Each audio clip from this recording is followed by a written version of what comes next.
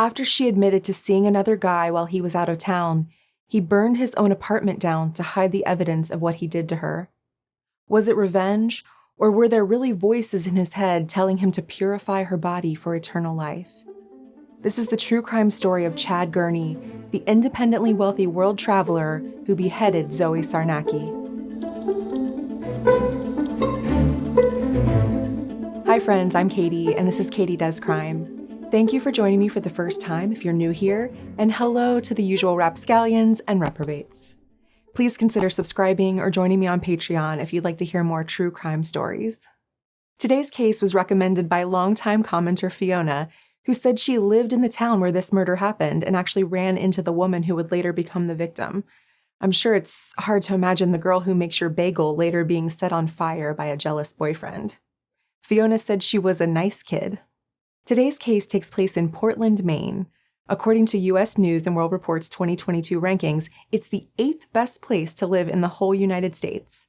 My impression of people up there is that they're brewing their own beer, boating around on the islands on Casco Bay, and making old warehouses into those industrial chic restaurants with the exposed beams and the Edison bulbs. Zoe Sarnacki was one of these people making her way in the world in 2009. She was 18 years old, born on March 25, 1991, and a vegan high school dropout when she met Chad Gurney at a tattoo shop in the Old Port Historic District in Portland in 2009. She had been waiting until her 18th birthday to get a tattoo, a Gustav Klimt painting on her arm. Zoe had a brother and 3 sisters, 5 cats, a job at Bagel Works, and an interest in world religions and cultures. It's no surprise that Zoe and Chad had a connection based on their shared interests in travel and Eastern philosophy. 27-year-old Chad was a former student of the Virginia Christian School Liberty University and a star goalie on the school's lacrosse team. But in 2005, the 15-passenger van the team was traveling in was rear-ended by another school's van and ended up in the path of an oncoming semi-truck. The first responders had to use the jaws of life to save him, and a bone from his hip had to be placed in his leg to save it. Chad received a 7-figure settlement for almost dying that day and was now financially independent, traveling the world to learn about different religions and cultivating his image as a tough tattoo-having guy. His knuckles said P-A-I-N. So Zoe, vibrant and positive and with a close-knit family, must have been a light in Chad's life. Friends said she wasn't a judgmental person and may have thought she could help Chad work through his issues. He said, "We were soulmates. Everything about her was just truth." They'd been dating for about 5 weeks when Chad took a week-long trip to British Columbia and Canada. He returned to Portland on May 20th, 2009, and had Zoe stay at his apartment with him. He asked if she'd quit her job and go on his next trip with him, a spiritual quest to Thailand. I can see how maybe it'd be an attractive offer from someone who could afford to pay the way for both of you, but Zoe turned Chad down, and maybe it's because she had a secret. 3 days later, Zoe told Chad that she'd messed around with another guy while he'd been away in Canada. Even Chad didn't consider them exclusive, so it shouldn't have been a big deal, but he really, really liked her. So 2 days later, when Zoe climbed up to the loft in Chad's apartment to take a nap, he attempted to choke her. She tried to fight him off and yelled for him to stop, but he headbutted her and strangled her until she died. He then assaulted her now lifeless body and then cut off her head using 3 knives. He placed a crucifix between her legs and other items around her body in a way that seemed ritualistic to those who would later find her. Chad then showered and put on some fresh clothes and went to a gas station to fill a container with $2.50 worth of gas. He poured it all over Zoe's body, the bed, and everything she owned before making a trail from the bed to the edge of the loft, and then he lit it on fire. He picked up his packed bag and a shotgun, rented a hotel room 30 minutes away, and enjoyed the hotel's hot tub, as you do after a murder. In the meantime, firefighters were called to Chad's apartment, where they found Zoe's charred body. Early the next morning, Chad was on the phone with his best friend when he just calmly decided to admit that he'd killed Zoe because she'd done something to him. He said he just lost it on account of being hurt. Super coincidentally, the friend was stopped by a Portland cop at that exact moment for running a red light. Chad asked his friend to please tell the cop that Chad had been in the van accident and had suffered from a head injury that might have left him not all there mentally. He then turned himself into the police, saying that Zoe was a bright, wonderful being, and he just lost control and felt terrible. Chad was charged with 1 count of murder and 1 count of arson and gave up his right to a jury trial. He faced a lone judge armed with an insanity defense. His lawyer said he was suffering from depression and PTSD from the accident that almost killed him back in 2005 and needed over 20 surgeries. His injuries were causing chronic pain, but he'd been trying to withdraw from his narcotic painkillers recently, and he was delusional the day of the murder. The assistant DA argued that Chad wasn't insane, just mad that Zoe had quote-unquote cheated on him and wouldn't join him in Thailand. Chad told a social worker in jail that he'd been hearing voices and seeing signs before killing Zoe, and he once told a friend that he was a prophet. After his accident, a doctor diagnosed Chad with PTSD, an organic personality disorder, which is a change in emotional stability or judgment following a brain injury. This same doctor wrote that Chad continues to have significant distress regarding his relationships to women.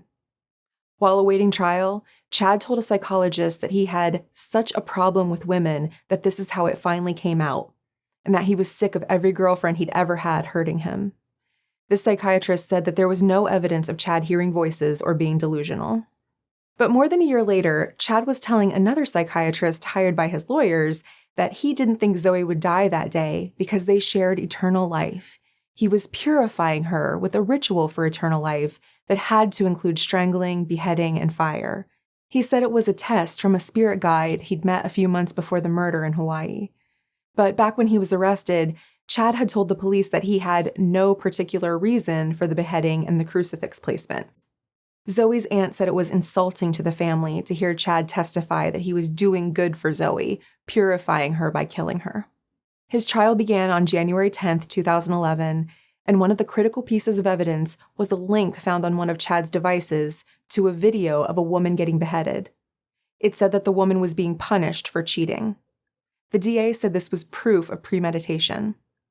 The judge in the case rejected the insanity plea and convicted Chad of murder and arson.